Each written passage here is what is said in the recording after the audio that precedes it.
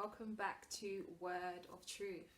So I pray that you're blessed, highly favoured of the Lord as you are. Know that you are loved, that you are seen, and the Lord knows exactly what you're going through. So today we're going to be talking about 3 ways to tell whether you're in Potiphar's house or Pharaoh's house. So what am I talking about? I'm talking about the private education phase. If you don't know what I'm talking about this phase of the process of sonship, what we call the private education. It's equivalent to the caterpillar phase. It's actually a phase, and it's equivalent to Jesus's earthly ministry. So how to know whether you are in Potiphar's house or Pharaoh's house? So that is specifically talking about if you are a fivefold minister called to either the Moses set or the Joseph set. We're talking about how do you identify whether we are in Pharaoh's house, which would be if you're in the Moses set, or whether you are in Potiphar's house if you are in the Joseph set.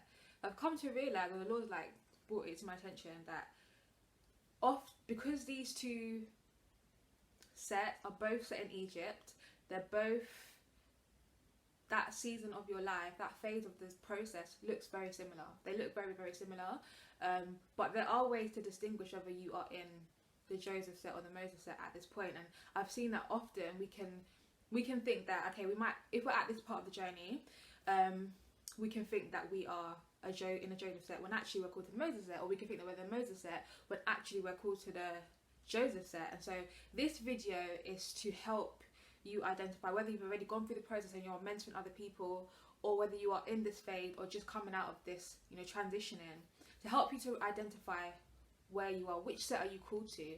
So I really pray this video blesses you guys, so let's kind of jump into it. So if you're called to the Joseph set or the Moses set, you're 5 minutes, you're going to be an apostle or a prophet in these sets. And so as I said already, both of them, they look very similar because they're both at this point in their journey, they're both in Egypt. They're both called to Egypt in some capacity.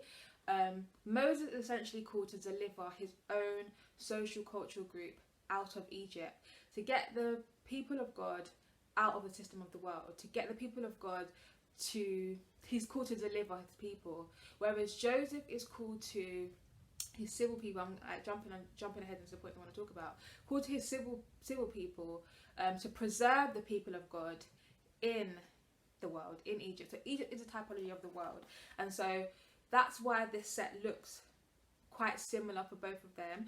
But as I said, there are defining factors. So I'm going to start off by reading Acts 7:22, and this is for Moses. This is for Moses. If you're called to the Moses set, okay. Acts 7 verse 22, and it says, "And Moses was learned in all the wisdom of the Egyptians, and was mighty in words and in deeds." So this really defines the Moses in the education phase. So the education phase can really be identified by favour with God and man, with and just seeing that prosperity in terms of everything you do, put your hands to, the Lord prospers it. And so that is essentially what we see for both Joseph and Moses, in Pharaoh's house for Moses and in Potiphar's house for Joseph. But they're at 2 very different statuses, should I say it like that, at that point. So they're both prospering, you see the hand of the Lord on both of their lives. They're both in Egypt. However, this is what we're going to go into. They're in 2 different statuses, and that's really one of the points I'm going to make. But for Moses, he was learned in all the wisdom of the Egyptians. So let me just quickly read, and he was mighty in words and deeds. So that's, just keep that in mind for Moses. I'm going to read Joseph. I'm going to read about Joseph. So let's go to Genesis 39 verses 2 to 6, and it says, "And the Lord was with Joseph, and he was a prosperous man, and he was in the house of his master the Egyptian. And his master saw that the Lord was with him, and that the Lord made all that he did to prosper in his hand. And Joseph found grace in his sight, and he served him, and he made him overseer over his house, and all that he had he put into his hand. And it came to pass from time to time that he had made him overseer in his house, and over all that he had, that the Lord blessed the Egyptian's house for Joseph's sake. And the blessing of the Lord was upon all that he had in the house and in the field. And he left all that he had in Joseph's hand, and he knew not aught he had save the bread which he did eat. And Joseph was a goodly person and well favoured." So we see similar points in both of them. We see this with Moses, he was learned and he had wisdom and he prospered. You know, he was mighty in word and in deed. So he was mighty in his field, mighty in what he did. He was prospered. He prospered in his field of influence, in his field of influence, in his career, in his work, in his field. Yeah. So in the world, he was socially prospering. He was a prince of Egypt. Whereas Joseph was not a prince. Joseph was actually a slave. Joseph was a slave, but he also prospered. You know, so one was a prince, one was a slave, but they both prospered, and that's what kind of makes it difficult to see who's who, but which one you are. But these are the points I want to go into. So both of them had worldly success, quote unquote. Obviously, Joseph is a slave, so he's not really successful in that sense, but like I said, in terms of career, in terms of work, everything he put his hand to prospered. But they're both in Egypt. They're both in a it's a worldly position that we're talking about. We're not talking about a position within the church. We're talking about just a secular position, just a position in the world, something that both the world and the church would consider to be successful or good position, so to speak. So those are the scriptures that we're going to use. So that identifies that phase of the process for both of them. So if you're in the education phase, that's what it looks like for Joseph, that's what it looks like for Moses. You're both in Egypt at this point, but one's in Pharaoh's house as a prince and one's in Potiphar's house as a slave. So the first point that's going to help you to identify which one you are is, who are you called to serve? So at this point, it might be that you don't know the fullness of that, but just to give you an understanding. So if you're called to the Moses set, you're called to your social cultural people group. So you're called to deliver the body of Christ, those who are of the same social cultural spirit, social culture as you.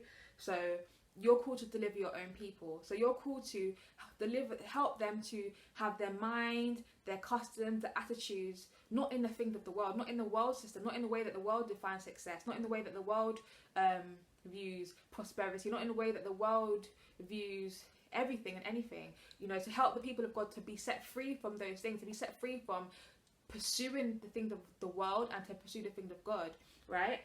And if you're called to the Joseph set, you're a deliverer, you're called to deliver your own people. And so let me stay on Moses. At this point in the journey, the Lord has you just prospering and being mighty in word and deed. So what you're actually essentially doing is you're learning the system of the Egyptians. That's what the Lord has you.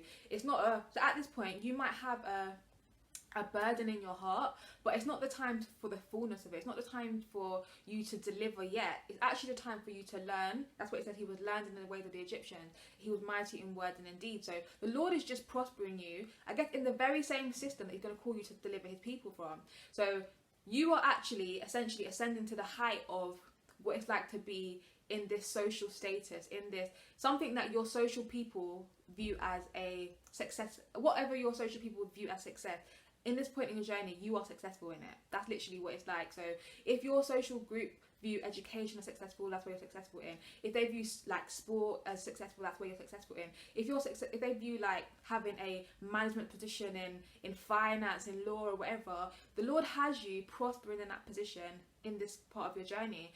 And so, you know, we talk about the fact that when Moses was found by Pharaoh's daughter, she knew that he was a Israelite. So she knew that he was a Hebrew. So his identity as a son of God was never hidden. So for you, your identity as a son of God is not hidden. It's not them things where you're just prospering and you're not vocal, you're not showing to be a child of God, a son of God in training. However, the Lord puts you in this position for his glory. You know, Moses, his mum, Jochebed, her name means glory or God's glory. I'm not sure, I can't remember exactly which one, but she still nursed Joseph, even while I keep saying Joseph, she still nursed Moses even whilst he was in Pharaoh's house for a period of time. And so the Lord will still have people that mentor you and help you in terms of the spiritual aspect, but the Lord specifically has you in Pharaoh's house, prospering, learning the ways of the Egyptians, so that you have this as your tool belt, so you know what it's really like to be fully engrossed in this culture of success, what it's fully like to be engrossed in this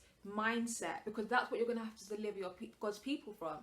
So the Lord allows you to prosper, allows you to rise to a princely, we're talking about kingship. In terms of your kingship, you're doing very well. In terms of your kingship, in terms of how you influence, how you make money, what's seen as successful according to worldly standards, you're doing very well in that sense, because the Lord has allowed it. It's part of his glory, it's part of his plan. Okay, now on the other hand, Joseph is not called to his social group of people, you know, in that sense. He's called to the body of Christ in that. So when I say social group of people, obviously I still mean within the body of Christ, because if you're a fivefold minister, you're called to equip the saints for the work of the ministry. That's the mandate. So it's still gonna be the body of Christ that you're called to deliver, okay? But your social group within the body of Christ. So that could be the people. It depends on the influence level the Lord has given to you. It could be local, national, international, global, but it's still the same social group of people that you're called to, right? Now, if you're Joseph, you're not called to deliver, you are called to preserve. You're called to preserve God's people in the citizen nation that you live in, or that he's called you to. So, you know, at that point when you get there, okay? So there's a country of residence, you could be in it now, that he's called you to preserve his people within the world. So whereas Moses delivers the people from the worldly way of thinking, from the world, Joseph is called to preserve God's people in the world. But obviously he doesn't do it the world's way, he does it God's way, which is why his process is a bit different, because he has to learn to understand the character and nature of God. He has to get the character, he has to get the tenacity, he has to develop endurance, he has to develop the wisdom that he needs, the skill set that he needs to be able to not only have God's wisdom, to understand the things of God when it comes to the time, but also to implement it, to have the skill set to do it, which means that you need a lot of training. Okay, so two very different. So two very different callings, but they look similar because Egypt is involved, the world is involved somehow, kingly influence is involved somehow in a very public way. So at the point of the private education, you might not know exactly, but you haven't, like, your heart would probably burn in a certain area. As a Moses, if you're called to the Moses set, your heart will probably burn. You'll probably see, like, you'll probably already have this stirring in you where you do certain things within ministry, you do certain things for your social group of people, you do certain things, but you're still very much, your own mindset is still very much in the world. That's the reality. So not meaning that you're living a lukewarm life, that's not what I mean, but in terms of how you view success, in terms of how you view, you know, those sorts of things, you are very much in bondage yourself at that point in time, which is why the Lord there's a process. So this is only the caterpillar phase where you're learning and growing. The Lord deliberately has you there. And as a Joseph, so you have a burden in your heart at the point I'm making, but it's not really time to step out and fully do anything about it. Because in your mind, you really think that God's going to use you in that position that you are now, but it's actually not. That's not how he's going to do it. He will still he's going to come back and give you certain influence within Egypt, but not the way that you think. And so you have to be different by the time that comes. So at this moment in time, it's not that time. Whereas Joseph has a different burden in that, remember, Joseph had a dream. He already had it. He knew that God was calling him to a certain kingly position, but right now he's literally a slave. Like, he's literally a slave. He's far away. So whereas Moses is enjoying kingly influence as a prince in Egypt, Joseph is completely opposite. He knows God has called him to be a prince. He doesn't know it's Egypt, but he's not even anywhere near. So his process looks very different. He's like very far from what it looks like, whereas Moses is essentially in a position that God is going to use, but God has to make Moses different before he can come back and use that position. Whereas Joseph knows where the position God wants to bring him to, but he's not even near it yet. He's like at the bottom of the food chain, so to speak. So that's where you see who are you called to serve. But who you called to serve, that's one way to identify. Are you called to serve your social group of people? Are you called to the civil body of Christ? Are you called to, in terms of more so marketplace, in the sense that, because the Moses is going to very much be marketplace or entrepreneurial in terms of where they are at this point in time, but by the time God gets them to deliver, they're not going to be using that position in the same way that they are in this moment in time. So one's a prince right now, one is a slave right now, but who are you called to? You might not know, but this is how it helps you identify. So the second, I'm going to read two scriptures in terms of what I just shared about one being called to deliver the social people, own people group, one being called to preserve. So Exodus 3 verse 10, this is for Moses. Exodus 3 verse 10, Moses, so God says, "Come now, therefore, and I will send thee unto Pharaoh, that thou mayest bring forth my people, the children of Israel, out of Egypt." But this is Moses' calling. If you're called to the Moses set, you're called to deliver your people out of Egypt. So the very system that you are prospering in, being a prince in, you're called to deliver God's people out of that. So you're a leader in the world, in the marketplace, in the whatever field, media, sport, entertainment, whatever it is, God is eventually going to call you to deliver his people out of it. It doesn't mean that they come out physically, but we're talking in terms of their mind, their will, their emotions, their spiritual strongholds of the mind. That's where you're really called to change their culture. That's what Moses essentially, you creating a new nation in terms of bringing them out. So that's the field that they may be in, but it's to make them have a different mindset of doing things, learn a different way to do it, God's way of doing things. So as a Moses, you're not ready for that. You're still in a place where you kind of still operate in that system, but you're learning it. So you're learning to start to see that's the worldly way, because you've been in the world, like where you are now, you've been there. So you know, hang on, this is worldly versus this is God's kingdom way, okay? And let's read Genesis 45, verse 7. And it says, "And God sent me before you to preserve you a posterity in the earth and to save your lives by a great deliverance." So it was a deliverance, but in a different way, in that Joseph preserved God's people in the position using the position that God gave to him, using the kingly position. So he doesn't deliver God's people by taking them out of a system. He doesn't deliver God's people by just in the same way that Moses does. In terms of the system of the world, what's going on in your country of residence, what are the things that are trying to destroy God's people? God raises you up in a certain field in order to preserve God's people in those fields that they're trying to kill God's people. So that's what Joseph does, right? So one preserves, one delivers. So you're still in the process at this point, but you may already have a heart. You may already identify your heart for either of these, okay, or the things that God has shown you up until now. But the second point I'm going to make that helps you to identify whether you are in Pharaoh's house or Potiphar's house in your education phase, whether you are Moses set or Joseph set, is your financial circumstances. But as I said, Moses is a prince and Joseph is a slave. So the financial circumstances are very different. But if you are because we think, okay, prospering, and the thing is, the Lord may use Joseph to help you identify that you are in the education phase, but it doesn't mean that you are in the Joseph set. So he might use it as to help you identify, because most of us know and can see Joseph's process very clearly. Whenever we hear anyone preaching about a process, they use Joseph. You know, they might use just the pit, they might just use the prison, but obviously the process of sonship, we go through the whole journey, we see the process fully.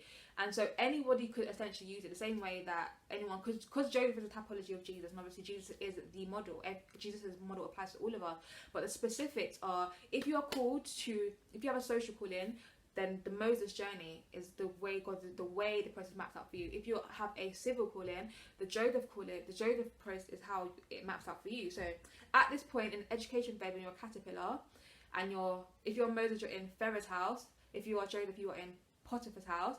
Moses is prospering in Egypt. He's living the life of the prince. He's not struggling financially. Finances are nice. He's doing well. As I said, in terms of worldly status, he's in a high position. In terms of worldly status, he's prospering in his career, prospering in work. His finances are lovely. He's enjoying finances. Whereas Joseph, on the other hand, is a slave. And so for Joseph, even though the season that he had prior to his Potiphar's house, was the pit, and the pit was dry place. So even though in Potiphar's house, his financial situation is a bit better than it was when he was in the pit. It's not as dry. There's a bit more provision. But if you compare to Moses, it's not flowing like that. Joseph is a slave, so it's not a luxury life. It's literally, it might be that you have more than you had before, but it's still not, on paper, your income doesn't equal your expenses. On paper, you literally, maybe your income equals expenses, but there's literally nothing else. That's literally it. You're literally a slave, and that you're very limited in what you can do in the luxury life. Like, you're literally go to work. That's literally your life right now. Do you get what I'm saying? So you're counting every penny, whereas Moses is not really having to do that. So that's one of the key ways to actually help you to identify whether you're in Potiphar's house or Pharaoh's house, because in Pharaoh's house, you're Prince of Egypt, you're enjoying the finances, whereas Joseph isn't. He's a slave. And so if you are in a season and it's evident that, you know, there's favour with God and man, and you're really prospering in your position of influence, your position, I say position of influence, but you're in your market, your kingly position at this moment in time in your education phase. If you are if finances is something that you're it's just blasé for you like that, then you have to really question, okay, am I a prince of Egypt right now, or am I a slave in Egypt right now? You know, so let's just read Hebrews 11 verse 24 to 26, and it says, by faith Moses, when he was come to years, refused to be called the son of Pharaoh's daughter, choosing rather to suffer affliction with the people of God than to enjoy the pleasures of sin for a season. So Moses really gets to enjoy the pleasures of sin. I don't want to say, like, doesn't mean that you're going out sleeping around, that's not what I really mean, but just the pleasures of the world. Like, you just get to enjoy that at this moment in time, esteeming the reproach of Christ greater riches than the treasures in Egypt, where he had respect unto the recompense of the reward. So obviously when we move to the next transition, which is what I'm going to be my third point in a moment, is where we see that Moses has to make that decision to say goodbye to the world, say goodbye to kingship, and it starts to know what priesthood is. Okay, so let's read Genesis 39 verse 4. For Joseph, on the other hand, and Joseph found grace in his sight, and he served him, and he made him overseer of his house, and all that he had he put his hand into his hand. So Joseph served him. So Joseph is already doing priesthood here. He's already serving, whereas Moses is enjoying prince kingship.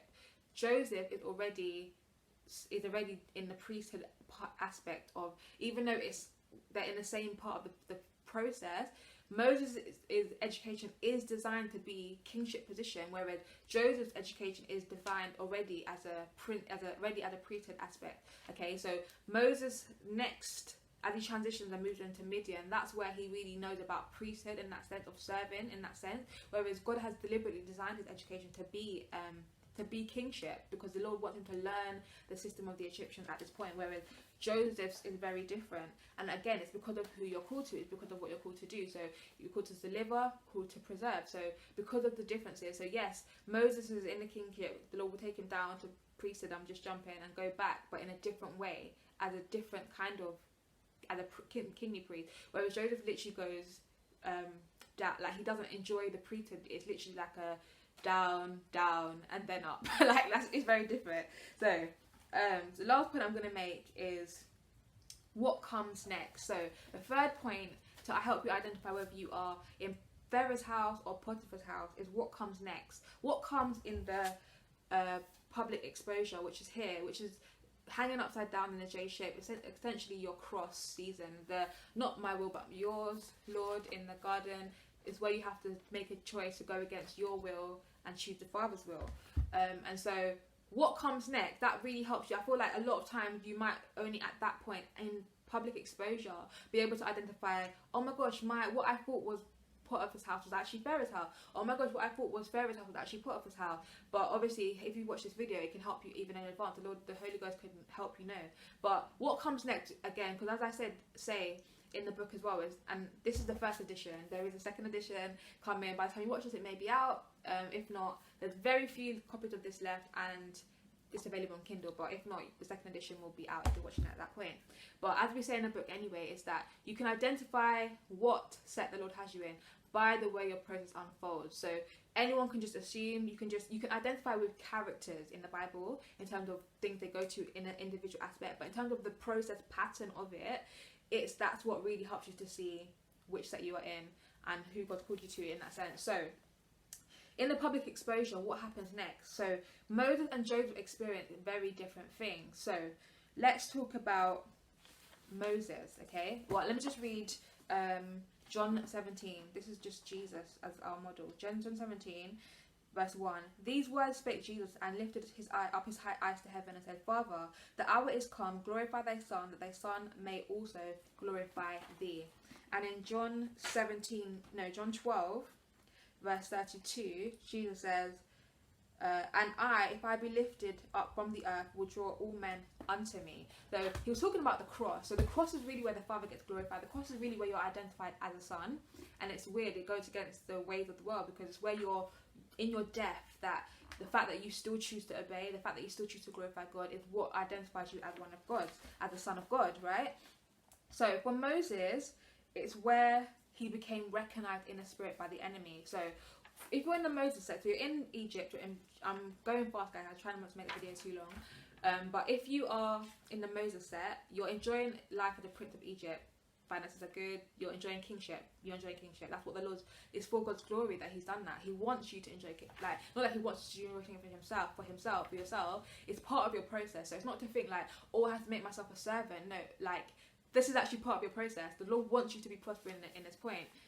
But what comes next for you is that the Lord will give you instruction. He will, that passion in your heart for your people, to like minister and to step out of ministry in the way that the Lord is putting it on your heart to step out in ministry, starts to grow more. And so the same way we see Moses step out and kill an Egyptian, you move in a way that's contrary to somebody in your position of status. So in your position of status, no one's expecting you to change careers or to leave careers or to go into ministry. Like, no one's expecting that from you. You always knew that in your heart. You always knew it in your heart. No one's expecting you to leave that career behind. No one's expecting that from you because they're thinking you're prospering. Why would you do that? But God gives, like, there's a passion in your heart, and you feel, you move out, you move in that kind of way.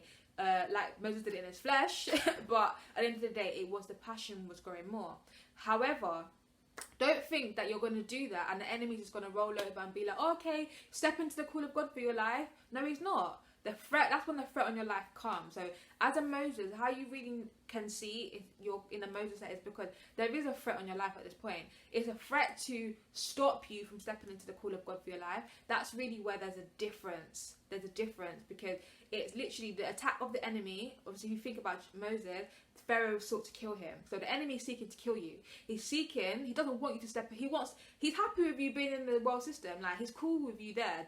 Like, just stay there. Don't try to now step into what God's called you to do and like deliver God's people. No way. Let's keep them in there. So he's gonna attack you. So whether that is health issues, and health issues being your physical body and your mind, the enemy will attack you here because fear is what he's trying to deal with you. Like, trying to overcome you with fear, and to make you doubt what God's called you to do, make you doubt, and to be fearful because God has called you to confront. He's called you to confront the system of the world. That's the calling, and you're called to deliver. And so boldness has to be something that God has to bring out of you, and it comes against your life in things that you feared, things that you just didn't expect to ever happen to you, that sort of thing. Those things will happen. There will be that basically there's a direct attack on the call of God in your life, and that's to take you out. So whether take you out with fear, take you out literally, to take you out from attack from people, like your circumstances, where you just all like your whole. Things just change for you, right? So you move in a way that's contrary to what's expected, and the enemy will attack you because no way are you stepping into the call of God for your life, right? And so that's really what distinguishes the Moses from the Joseph, because for Joseph, it's not a direct attack on the call on his call. What it is actually the enemy trying to tempt him to take the position God has given to him in the flesh. So they both have to deal with temptation and say, not my will but yours, but it's in different ways. So Moses is a direct attack to stop you stepping into what God's called you to do, to stop you coming out of the world system and coming against the world system fully, because you can't deliver God's people and not know about spiritual warfare. It's impossible. You can't deliver God's people and not be able to be bold and stand for the things of God, regardless of what people are saying, regardless of the attack that come in your life, etc.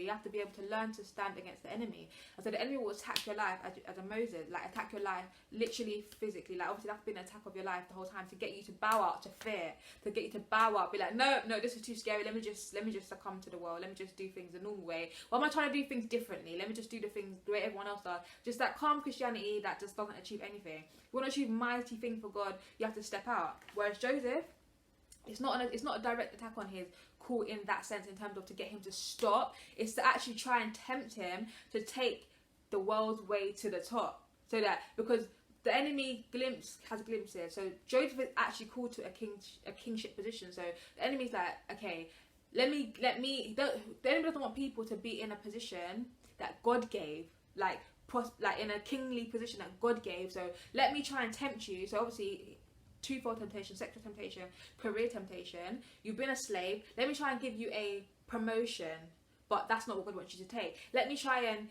obviously, like, how many how many fields where people, sexual, relationship, or any kind of relationship, whether you have sex with them or not, whether you're flirting or whatever, the sexual temptation is like, it's a way out. It's a way out of my slavery. So Potiphar's wife comes to try and tempt him. If he had slept with her, of course he would have got an extra position in the house. She would have been like, oh, to her husband, like, put Joseph here, put Joseph there, whatever. And so it's a twofold to sexual temptation, career temptation. But basically the enemy's temptation is to get Joseph to try and go higher but still be a slave. So it's actually deceptive. It is still trying to stop him, but it's a take something more. Whereas the Moses is a direct attack on, you've lived this kingly life where even your social field, your social sphere, literally think that blessing is literally because you have all this worldly success, that means that you're blessed. But actually the Lord's about to reveal what it truly means to be a son, which is a son is not my will but yours, regardless of what the situation looks like. And so that's where you see the very contrasting public exposure for Moses and Joseph. So it's the same, not my will but yours, it's the same cross, but it looks very different. And so as you move into the next phase, it's a transition, because it leads you to your grave, your season. And obviously Moses' grave is where he's in Midian, and he really learns to be a shepherd. He learns a different way of life completely. He lives as a prince. Now he's going to live as a humble life that he hasn't experienced before. Whereas for Joseph, whether he was he went from having no money to being employed, and then the Lord maybe his employment to freelance, but obviously it's still not where God showed you. And it's a different, you have to trust differently. You learn about whatever field God has given to you in a different capacity.